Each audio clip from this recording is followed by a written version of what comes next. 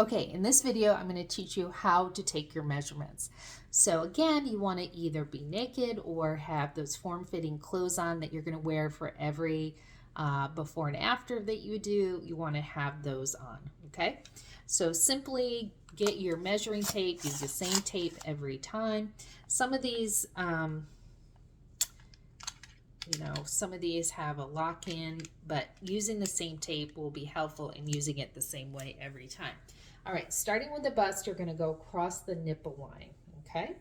And not always the easiest to do yourself, and measurements will have some error, right? But if you're going to do it, you're going to either breathe in or breathe out, preferably out, and you're going to take that measurement, okay?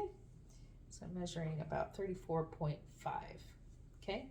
I was, try to get it even. You can do it in a mirror. You can have that, that's a little bit better too. I was at a D prior to my weight loss, okay? Next is the belly button. You're going to go right across the belly button, right? Make sure even all the way across and measure the belly button. Okay, and write that down. I like to keep it in my Rev Up tracker, but also on my phone, just in case I lose the Rev Up tracker or water spills on it or something like that. Next, you're going to do the hips, and what you're going to do is you're going to look for the widest part of kind of like the butt and the hips. Okay, so here. And I've got a little turn in it there.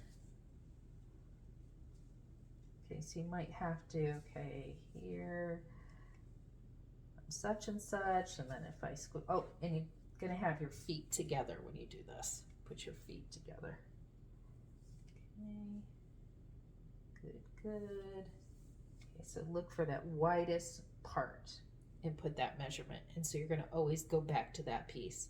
The breast is pretty easy. The waist right over the belly button is pretty easy. The hips here. And then for the legs, I mean, there's a variety of different things people do. They might go like halfway from here to the hip bone and measure there. That's a good, if you like accuracy and want to do it the same way each time. I actually personally do it over the biggest part of my leg. Like what gets me because that's what I care about. Right? And I do that each side. And don't be surprised if your sides are uneven.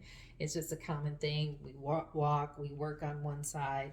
So do the legs that way. The arms are a little bit harder to do, but I also like to do, if you like accuracy, you could go from the elbow up and pick halfway in between, mark that, and then measure there. But I like to see personally where my largest, right, there we go, because I'm doing more weightlifting and things like that, so I want to see where that, for me, where that is, okay? So we have our arms, we have our legs. You might want to do your calves too, especially if you have 50 or more pounds to lose.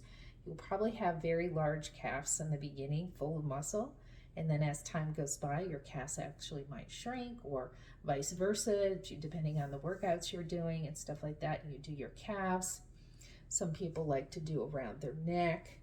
Do what you know makes you comfortable and would give you good before and after results. And no, there's always going to be a measure of, inaccuracy because we're just human, but it's going to give you a great way to say, holy moly, because people lose way more inches sometimes than they lose even pounds. So good luck. I hope you have a great Rev Up experience.